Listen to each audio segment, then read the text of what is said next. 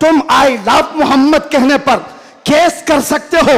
आओ हम पुकार पुकार पुकार कर बार बार कहेंगे I love Muhammad, I love Muhammad, I love Muhammad.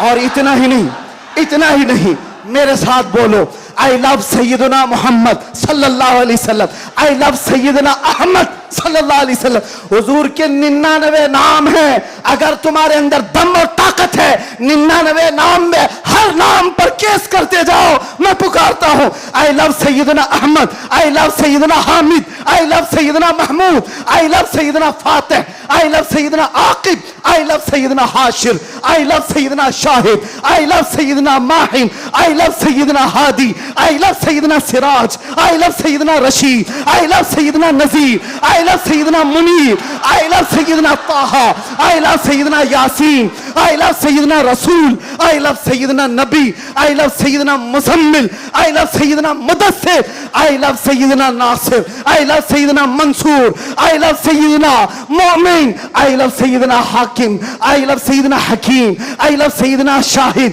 I love सैयदना आदिल, आई लव सैयदना खवी, आई लव सैयदना वाइज, आई लव सैयदना अमीन, आई लव सैयदना मदनी, आई लव सैयदना हाशमी, आई लव सैयदना मक्की, आई लव सैयदना हिजाजी, आई लव सैयदना नसारी, आई लव सैयदना तिहामी।